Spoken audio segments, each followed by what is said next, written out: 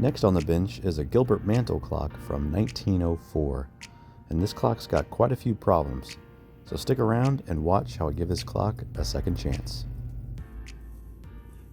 So I took a risk and I bought this clock from eBay, knowing full well that I probably won't get what I think I'm going to get. On the bottom of the clock there's a label that says Congo, which is the model for this particular clock. And let's go ahead and get it opened up, and right off the bat we have our first problem. The glass door is extremely loose and doesn't open or close properly. And this is the key that came with the clock, and the time and strike side do wind correctly, but it's not a double-ended key, so I can't adjust the beat rate. So I'll have to find a new key. So the back of the case has some really interesting bits of information. There are a couple stickers that say E.A. Hammond watches and some other things, but this metal cover plate says bought February 1904, and scribbled in pencil, when the light hits it just right, you can see that it says February 1904, and in the corner it says number 755-6724.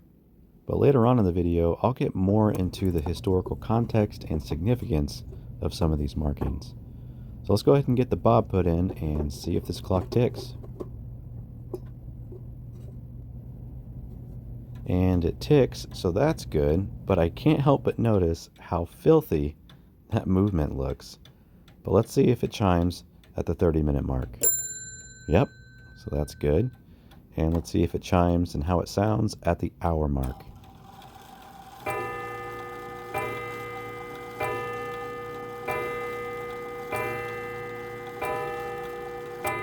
So that sounded a little harsh to me, and that leather tip looks like it's seen better days, so I'll have to take a look at that. But let's go ahead and get the hands and dial off. So like I mentioned earlier, I bought this clock from eBay, and the seller put in a listing description, and I quote, "The movement was cleaned and oiled, the clock comes complete with the pendulum and key, and the case and dial are all original and in good condition. I don't accept returns." Well, we know most of that was completely false, probably except for the part where he doesn't accept returns. We could tell that the movement wasn't cleaned at all. It had a really dark film all over it, and it came with the wrong key, and the glass door was extremely loose. So let's take a look at what's going on with this door and why it's loose. So it looks like it was soldered at one point and the solder joints have completely broken. So I'll have to take a look at that later and see if I can get that fixed. So I can tell right away that this clock was worked on back in 1976. And I know this because Lowell B. Moore from Fairfax, Virginia etched it into the movement. And I thought it would be really cool if I could try to find this person and have a conversation about clocks or this particular clock. So I did some digging online, and I found one person by that name in Fairfax, Virginia. So I tried calling and texting, and unfortunately he never responded for whatever reason. There could be many reasons why, but let's go ahead and get this movement out of the case.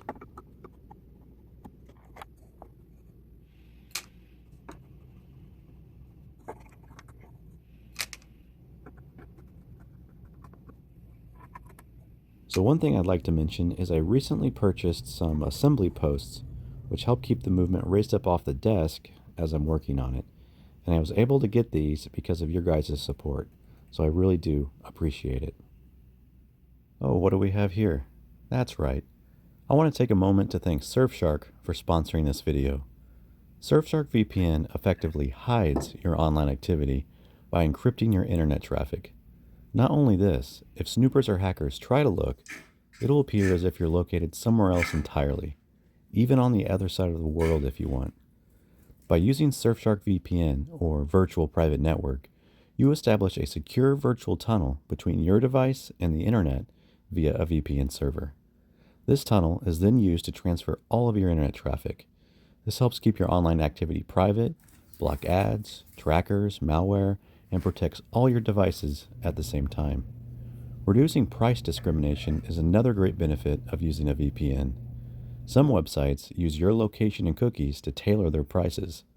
With Surfshark VPN, you can avoid these marketing practices and save some money when shopping online. With the money you could save, your Surfshark membership could easily pay for itself. Surfshark also creates other privacy and security products that protect your personal information online, defend your devices against viruses and malicious software, and guarantee the security of your emails, credit cards, and other sensitive data. Visit surfshark.com/watchoverhaul to get an exclusive deal, 4 extra months free. With a 30-day money-back guarantee and 24/7 customer service, there is no risk giving Surfshark a try. Alright, so let's get back at it. So another thing I got is a new microscope. So let's take a closer look at this movement and see how things are looking. And here's a closer look at Mr. Moore. Alright, let's keep moving around the movement and check out some of these pivot holes. And you might notice some scratch marks surrounding some of these holes, and this one's actually got some punch marks as well. And sometimes when people are working on rebushing a clock, they'll make a mark next to the hole in the direction of the wear, and this helps with drilling the new holes to insert the bushings. And I'm not a huge fan of marking up the movement like this, so if I were to do this, I would probably use a marker and then erase it after I'm done. So from what I can tell, it looks like most of these pivot holes on this movement have already been rebushed, and I couldn't find any that looked like they needed to be rebushed again. I mean, they don't look necessarily pretty when you're zoomed in like this, but they don't look worn out to me. They're dirty, but they don't look worn out. So one of the most important steps before disassembling a movement is letting down the mainsprings. And if you forget to do this, you're probably going to get yourself hurt and damage the movement in the process. So what I like to do is surround each mainspring with a couple zip ties and then use a letdown tool to unwind the mainsprings.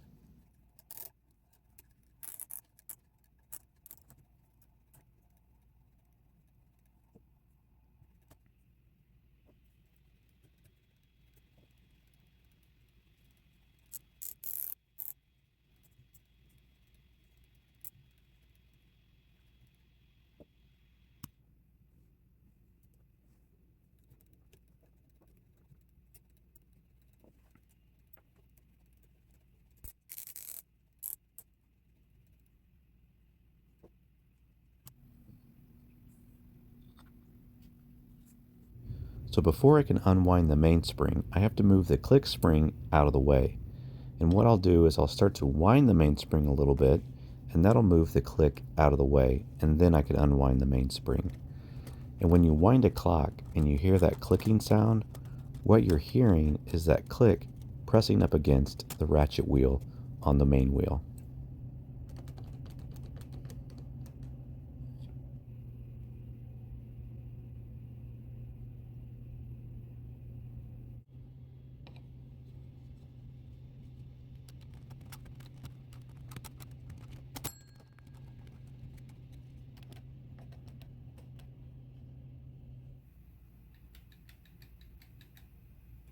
So before I move on, I want to measure these arbors so I can try to find the correct double end key online. And I'm going to measure in a few spots because these are tapered and sometimes the measurements are different depending on which direction you're facing. So it looks like these are about 3.8, 3.9, something around there. And this is in millimeters. And I'm going to measure the beat adjuster here at the top. This comes to 1.79 in that direction and about 1.9 to 1.95 millimeters in the other direction. So I looked online and I found a key that I think will work. It's 1.95 millimeters on the small side and 4.25 millimeters on the bigger side. So I'll get that ordered and wait for that to come in. Alright, so now it's time for the fun part and sometimes pretty stressful part, which is completely disassembling the movement. And I ran into my first problem right away, which is the suspension spring is pinched and stuck in the beat regulator and I can't get it out. So I'm just going to have to leave that in there. So what I'm going to do is just spread open the crutch a little bit and pop out the suspension spring rod.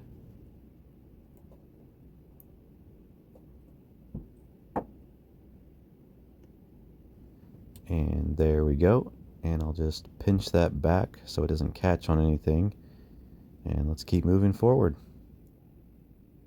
So there are 4 nuts holding these plates together, and I noticed there's one in particular that's smaller than the rest of them. But this nut that I'm removing right here is the same size as the nuts used on the plates. So what I think happened is when someone reassembled this movement last time, they accidentally used the bell nut on the plates and used a plate nut on the bell, which isn't a huge deal, but I'll fix that when I go to reassemble everything. Man, I just can't get over how dirty this movement is. I mean, look how black and dark some of these parts are.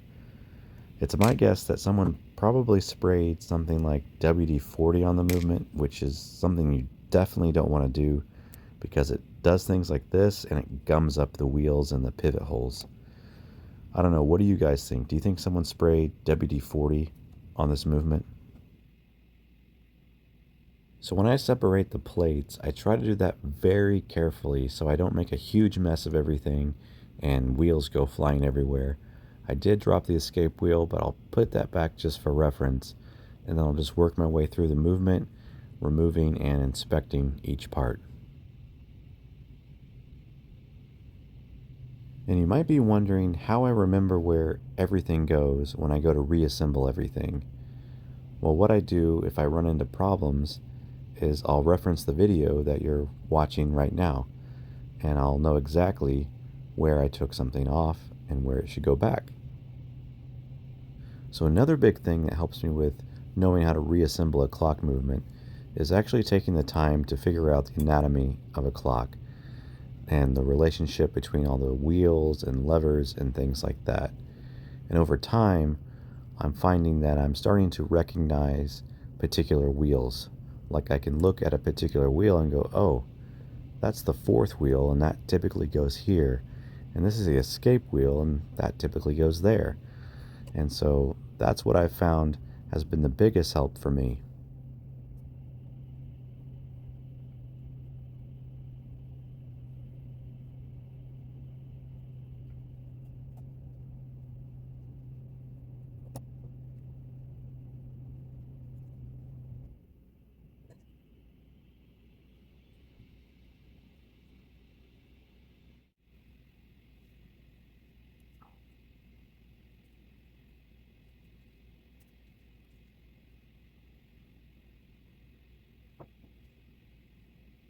So the last thing to remove is this beat regulator assembly.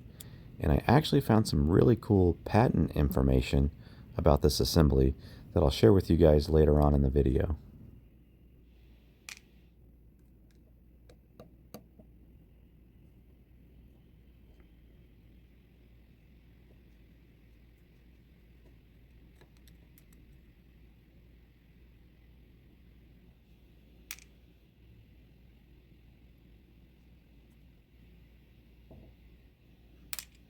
And this is what a completely disassembled 1904 Gilbert clock looks like, which is pretty cool. So before we move on to actually cleaning the movement, I want to go back a little bit to these stickers that are on the back of the case, because I want to share with you what I found out about E.A. Hammond. So I did a little digging and I landed on the Mechanic Falls website, and I noticed there's a Mechanic Falls Historical Society. So I reached out to this community to help point me in the right direction. And I want to give a huge thanks to Eric's and Belinda for pointing me to this paper from 1913. So I'm going to zoom in a bit here and we're going to find out a little bit more information about E.A. Hammond.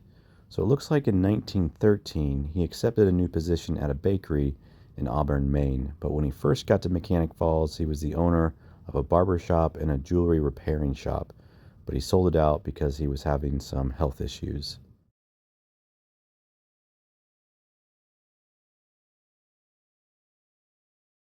So from reading this article, it looks like E.A. Hammond was very active in the community, but I wanted to dig a little bit more and see what else I could find out. So I went back to the website and I found this document titled The Mechanic Falls Register of 1904. And I thought this was interesting because someone wrote on the case that the clock was bought in 1904. So I searched this document for Hammond and I got a couple hits. The first one says that he was a jeweler, and the second one says he was a barber, which matches the article we just saw. So it's my guess that this clock probably originated from his shop. Alright, so let's get back at it. So this is a mainspring winder that I made, and a link should be popping up right about now to a video that shows how I made this mainspring winder. So before I start cleaning everything, I need to get these mainsprings separated from the main wheels and get the mainsprings cleaned and lubricated. And you always want to remember to wear a face shield and a leather glove when you're dealing with these mainsprings, because they can be a little unpredictable sometimes and you don't want to get yourself hurt. So before I actually start to unwind the mainspring, I have to wind it up a bit to relieve some of the pressure off those zip ties. And then I can get these cut off and then unwind the mainspring.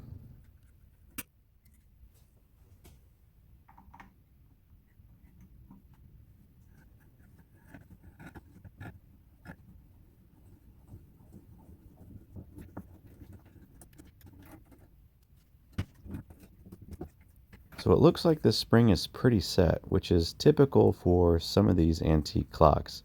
And this can happen if the spring is in a compressed state for a long period of time, and it will lose some of its ability to expand. So this is an 8-day clock. So this means that the clock might not run for a full 8 days because it just simply can't provide the power that it needs to run that long. So now I need to separate the mainspring from the main wheel, and there's a pin on the side of the arbor that's inserted into a hole on the end of the mainspring. And the trick is to get that pin to pop out of that hole. So what I'm doing is rotating the arbor as if I'm unwinding the mainspring, and hopefully the pin just pops right out. And in this case, it did.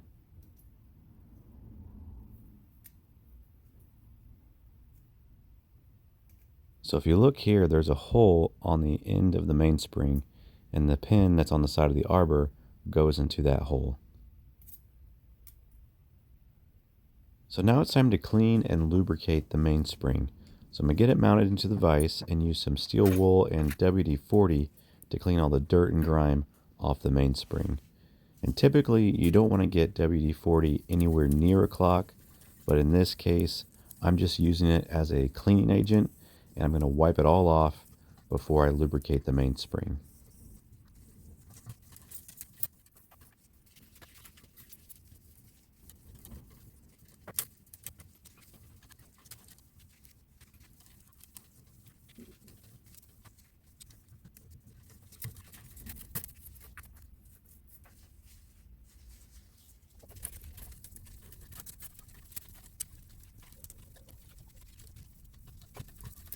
Alright, so now it's time to lubricate the mainspring, and what I like to use is this Keystone mainspring lubricant. So I do want to point out that you can buy new mainsprings if they're set like this, but this is just going to be my own personal clock, and I like to keep them as original as possible, so I'm not that worried about it. But if you had a paying customer, you'd probably want to have a conversation with them and ask them if they'd like to keep the spring original or go ahead and replace it with a new spring. Alright, so this spring looks pretty good. Now I just need to do the same thing to the other spring.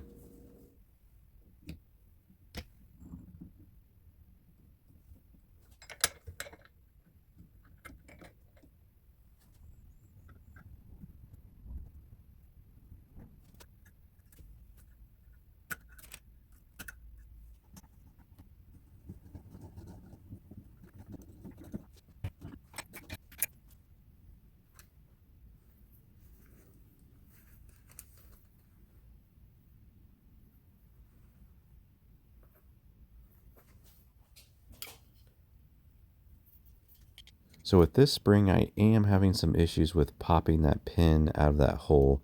So what I'm going to do is use a flathead screwdriver just to pry that innermost coil open just a little bit, and then I'll try to rotate the arbor like I'm unwinding the spring like I did on the other one, and hopefully the pin pops out of that hole.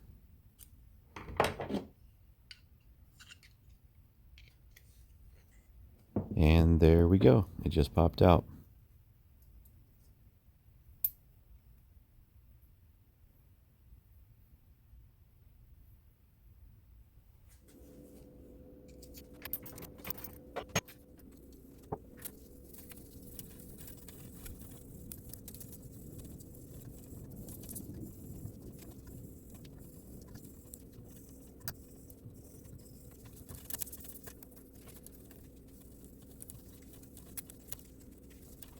Looks like this spring is pretty dirty.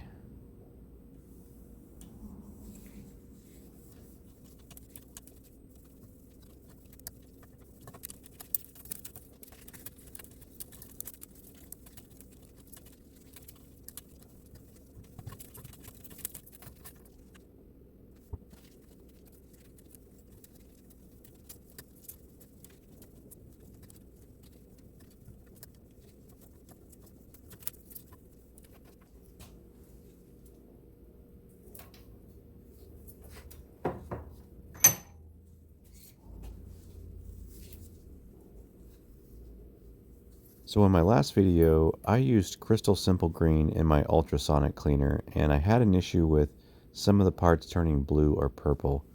So this time I'm using Deox 007, which I bought from Time Savers, and this solution is also highly recommended for cleaning clock parts. The bottle says to use a 7-to-1 ratio with water, so 1 gallon of Deox 007 can make a total of 8 gallons of cleaning solution.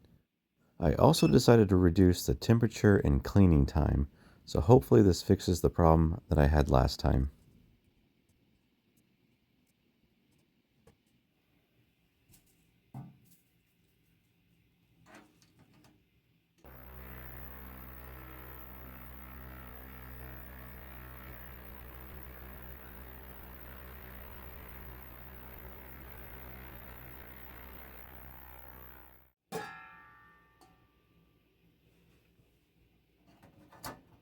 Wow, look how nice these came out.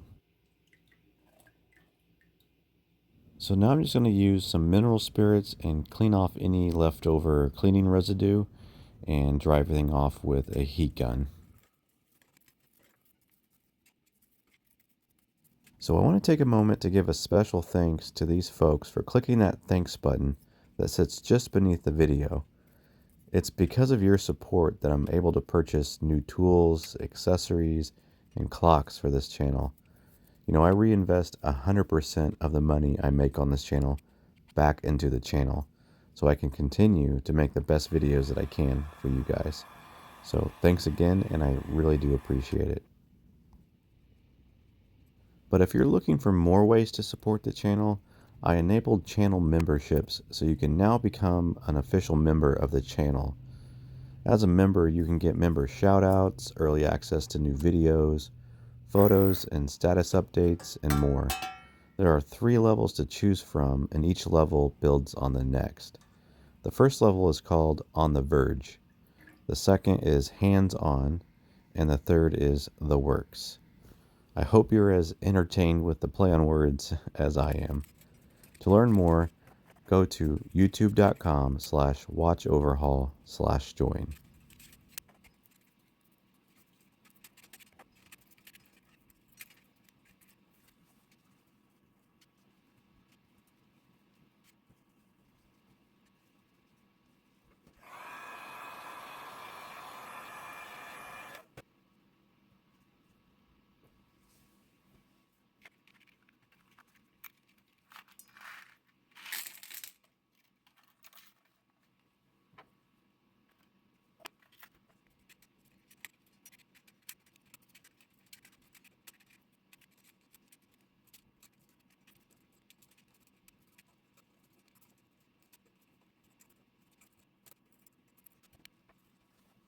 So I just realized that I'm missing one of the smaller screws, and this is where I found it hiding.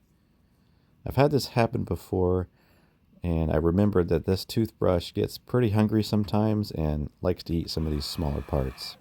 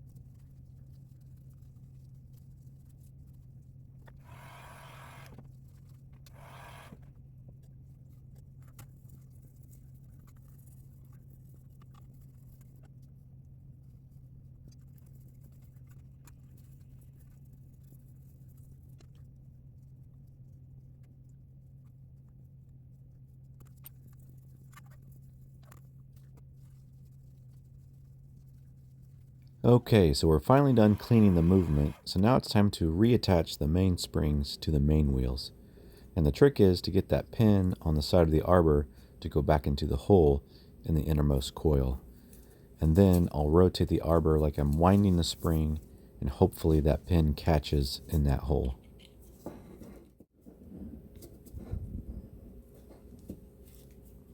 And it looks like that's working just fine. So now it's time to wind the mainspring back up.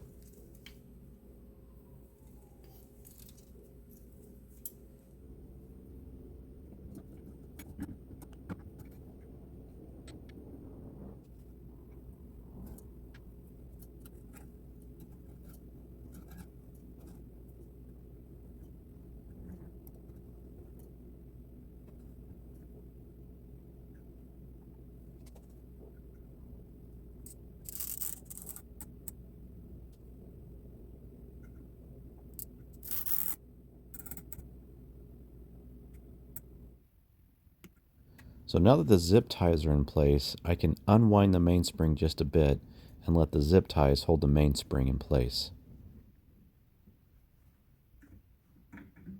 And I didn't unwind it enough, and the zip ties weren't as tight as they should be around the spring, and that's why it jumped there at the end.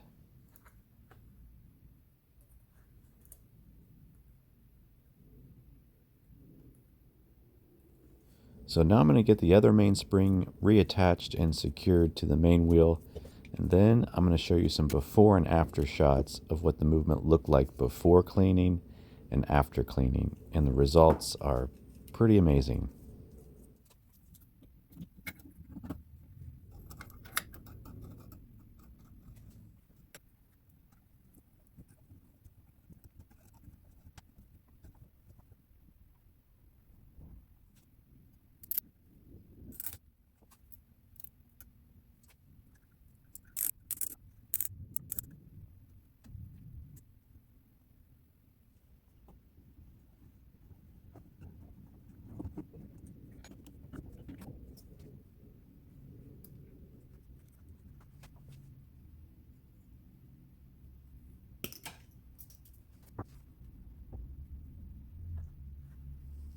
Just look at some of these before and after shots.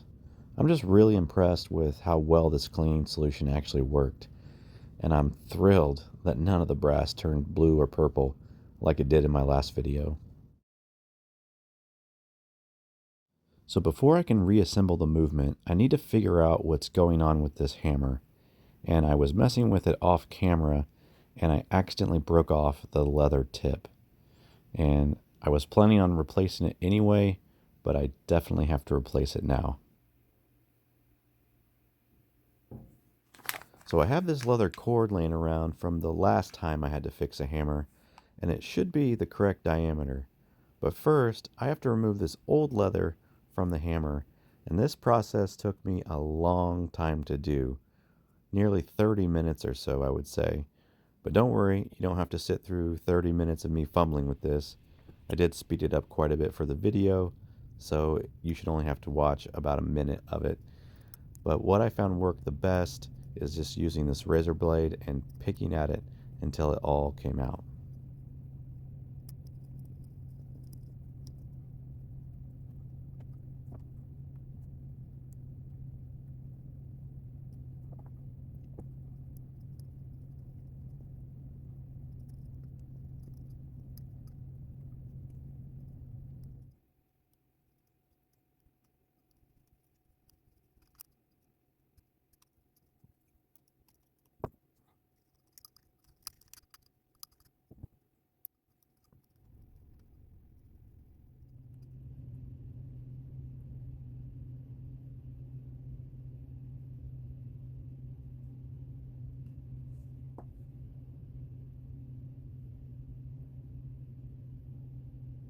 Alright, looks like we're getting close here. Looks like just one more piece to get out, and that should be it.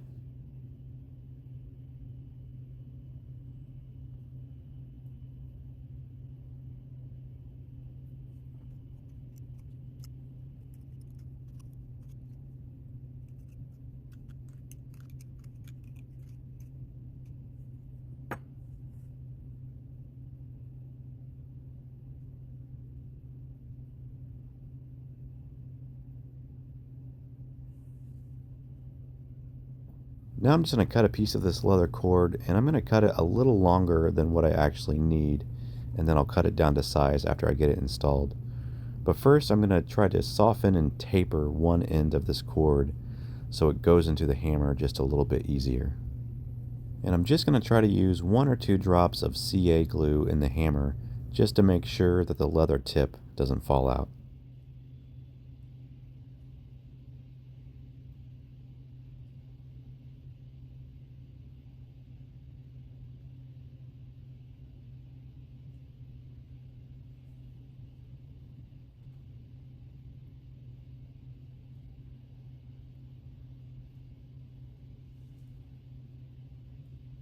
So that went in pretty good. So now I'm going to try to see if I can pull it out, and hopefully it stays in place.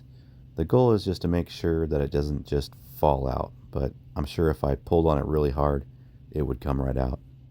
So now I'm going to cut it down to size based off of how I remember how long the tip was. But after looking at this, I think it's still just a little bit too long. And I went back and looked at some reference pictures and videos, and it is just a little bit too long. So I'm going to cut it down just a little bit more and see how that looks.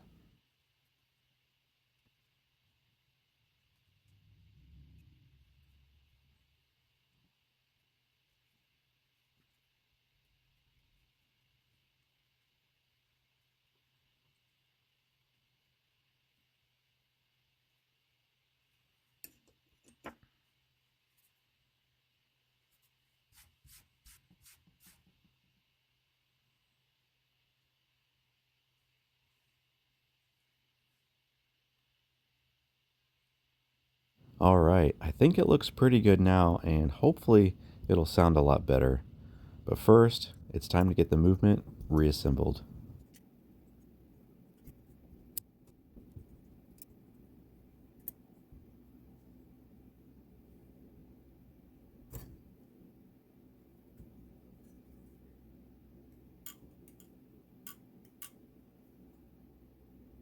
So one of the techniques that I still need to learn how to do is polishing the pivots.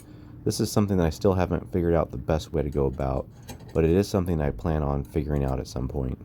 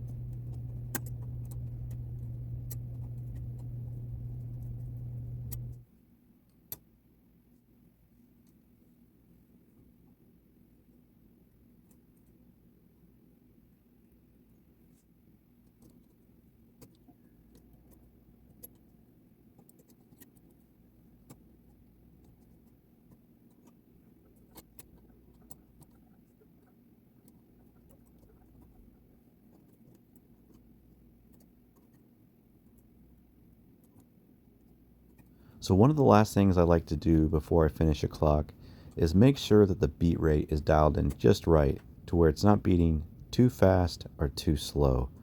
And this beat rate, or the beats per minute, can be calculated by looking at the wheels in the path from the center wheel to the escape wheel. And I count the teeth and the pinions on these wheels, and I do a simple calculation to figure out what the theoretical beats per minute should be for the clock, which comes out to 152.82.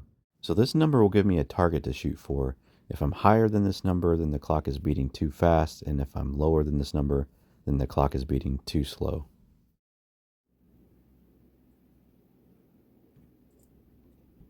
Alright, so now it's time to put the plates back together, and this is where things can get pretty frustrating and time consuming because you got to get all the pivots back into their pivot holes.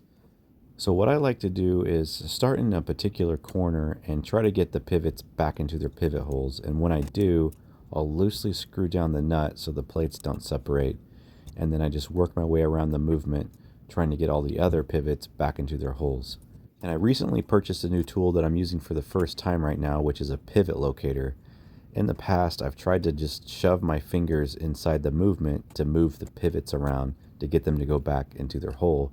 But using this pivot locator helps out quite a bit because I can get it in places where I can't get my fingers.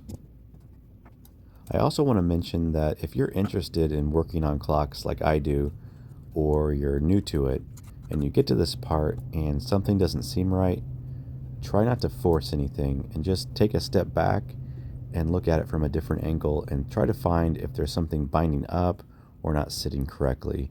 And chances are you'll see what's going wrong and you can move it around just a little bit and move on from there.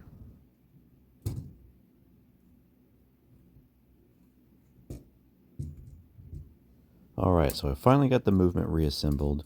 But to make sure I did it correctly, I really want to check out the strike side of the movement, because if I did that wrong, then there's a high chance that when the movement starts striking, it's not going to stop until the spring is fully unwound. So there's a couple things I want to check, and we'll get into that now. So I just want to explain a couple of things before I test this out. Right here is the warning pin, and right up here is the locking lever.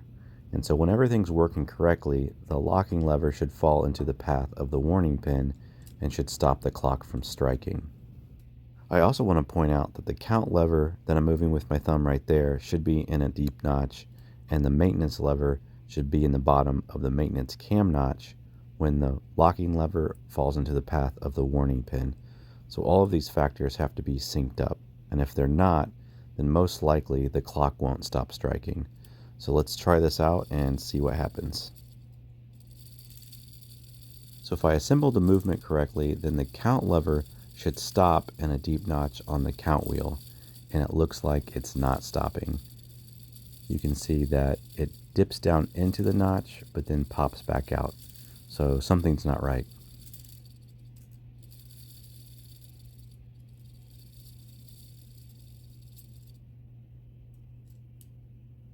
So the problem is that the warning pin is too far away from the locking lever. And I figured this was going to be a problem when I saw this earlier, but I wanted to show you guys how to fix this. So what I do is I'll loosen the nut just a little bit and pop out only the warning wheel. Once I get the wheel popped out, I'll rotate the wheel so that the warning pin is a lot closer to the locking lever and then pop it back into place. And I also want to point out that you don't want to do this unless you have your mainsprings restrained in some way or fashion, because if you don't, you'll probably get yourself hurt or break the movement.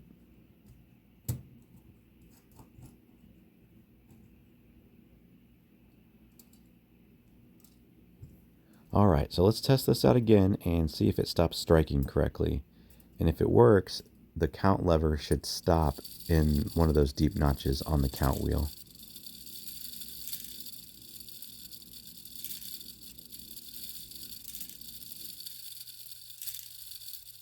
And it looks like it's working.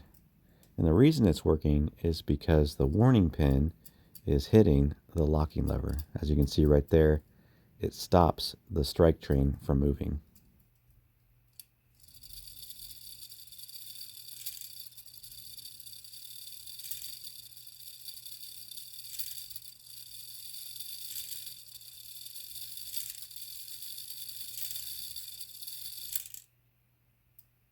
Alright, let's keep pushing forward. There's still a few more things to reattach to the movement. And this next thing is what's called a clock regulator. And this helps with speeding up or slowing down the beat rate for the clock. And it does this by raising or lowering the pendulum. Something else that's interesting about this is there's a date of April 28th, 1896 stamped on it. and I figured that's probably a patent date. So I did some digging online, and I actually found the patent for this exact mechanism by Woodruff and McCabe with the Gilbert Clock Company. And I thought this was super interesting, so I wanted to share this with you guys.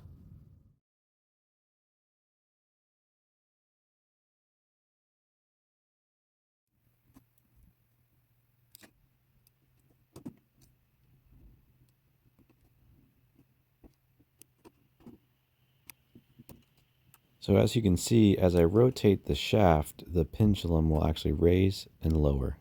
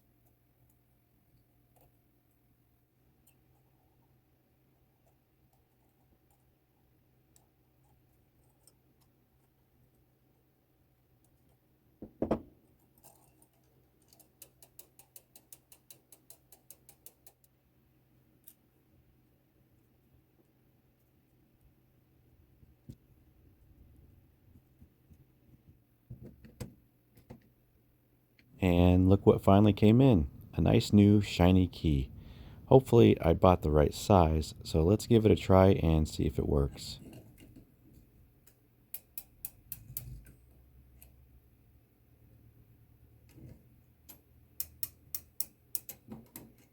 And now the clock regulator, and that works too.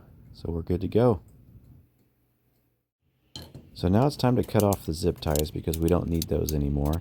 So I'm going to wind up the springs a little bit and get those cut off.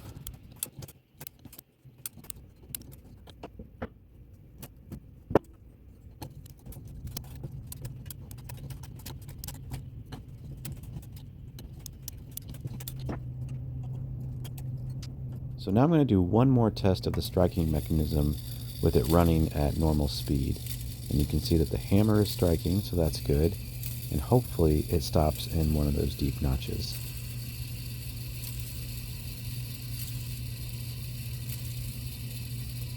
And it does. How about that? Alright, so now it's time to oil the movement. And by the way, here's a better shot of this new microscope I got. It has a lot of cool features on it, one of which is autofocus, which really comes in handy. But I just have it plugged into my laptop to record video and audio, and it works pretty good.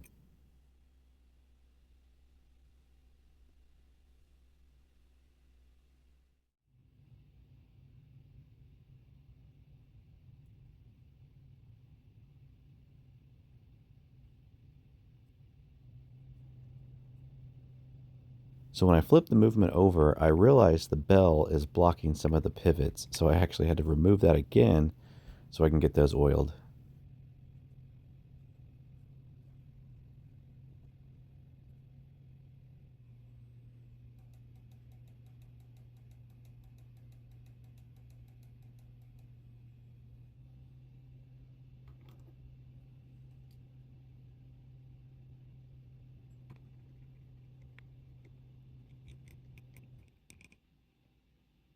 And now I'm just going to put a little bit of oil on the verge.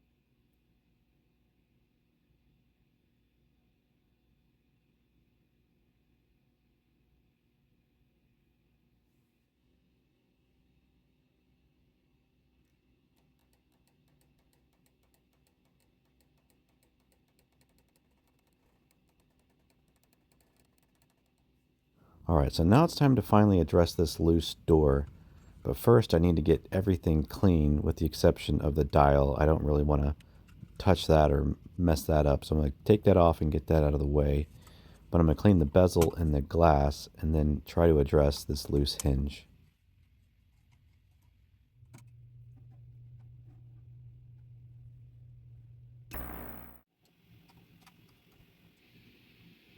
Hey look, a bubble.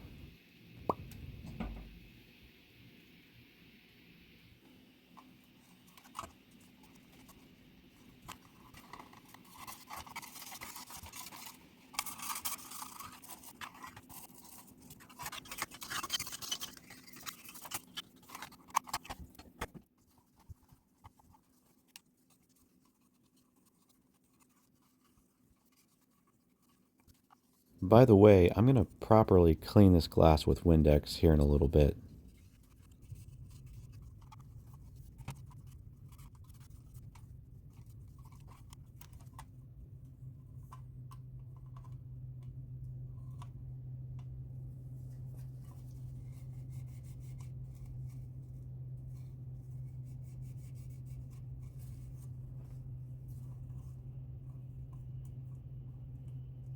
So I'm going to attempt to fix the door by soldering the hinge back in place.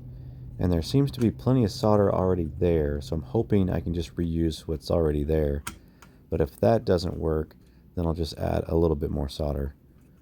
And I've only soldered things in the past when building circuits or repairing electronics, so this is the first time I'm soldering something like this. So what I'm going to do is add a little flux so the solder flows nicely, and then hopefully I can get the hinge secured again. So let's give it a try.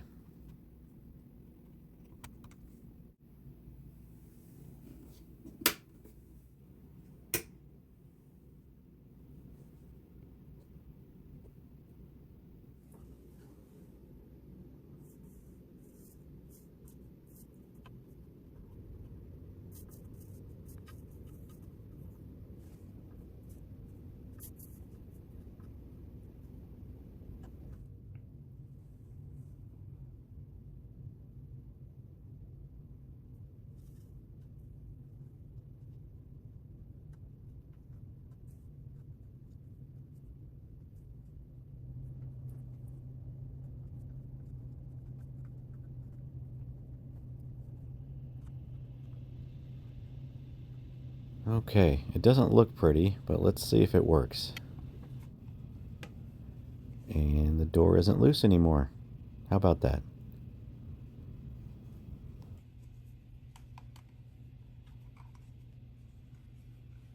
So I'm just going to smooth things out just a little bit more and call it good enough.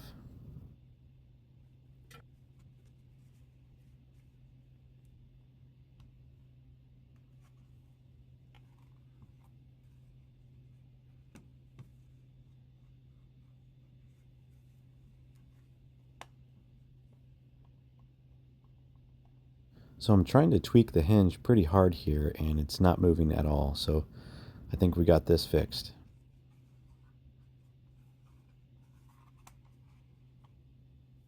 So the last thing I'm going to do with this is clean the glass, and I'm just using some generic glass cleaner.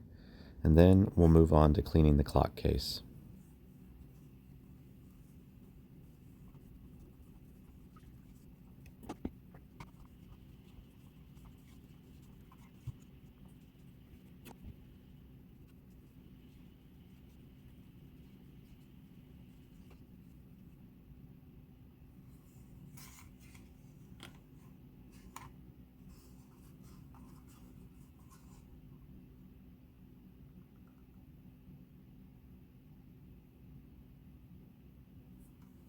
So the case looks pretty good considering that it's from 1904.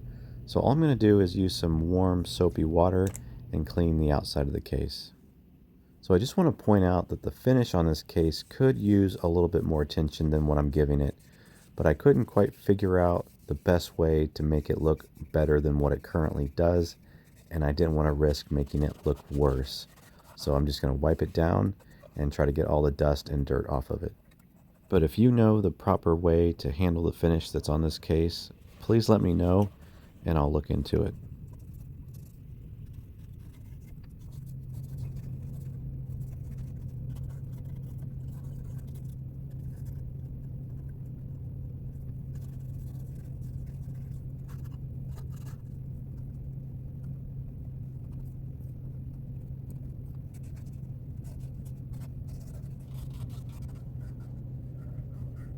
Now that the case is cleaned back up, I'm going to go ahead and get the movement back in and the dial and hands back on.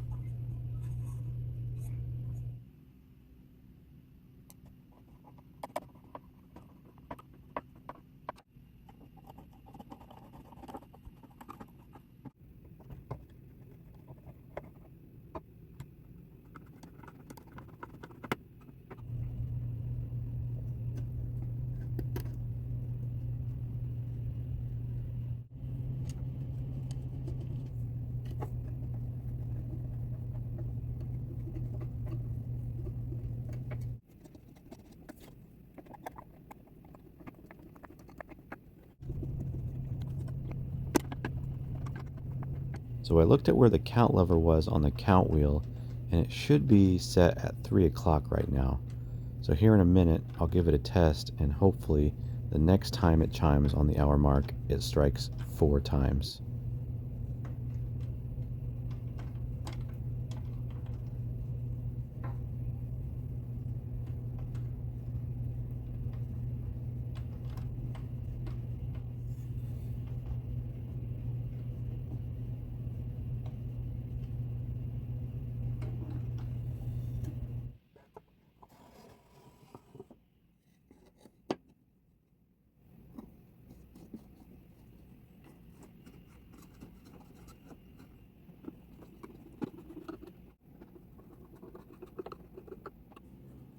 So now I'm going to wind up the strike and the time side of the movement just a little bit, and then we can get the bob put back on and see if the clock's ticking okay, and then we can finally check out how that new leather tip sounds.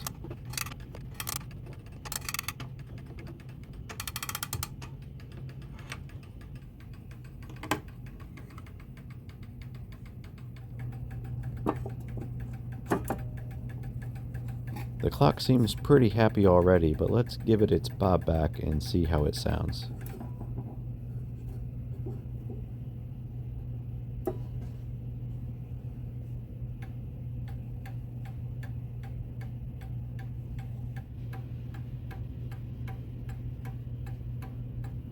It sounds pretty good at the 30-minute mark. Let's see how it sounds on the hour.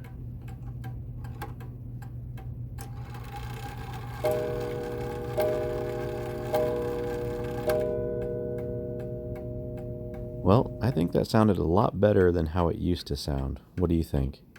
So I use this app that listens to the BPM, or beats per minute, which shows in the lower left-hand corner. And the number we're looking for is 152.82 to be exact. It was showing around 153, so it's running a little bit too fast right now. So now I'm going to rotate this to the left, which should lower the pendulum and then make the clock run a little bit slower. So let's see what that adjustment did.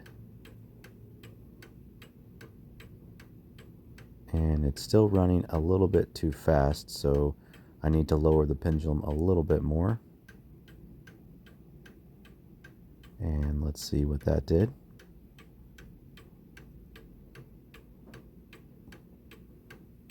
$152.85. I think that's pretty close to 152.82, so we're going to call that good. So I just want to take a moment to let you know that I really do appreciate you taking time out of your day to watch this video. It really does mean a lot to me. And if you're looking for ways to support the channel, you could always simply like and subscribe, and that always helps. But if you're looking for more ways, you could always click that thanks button that sits just beneath the video, or you could take a look at becoming a channel member. Thanks again, and take care.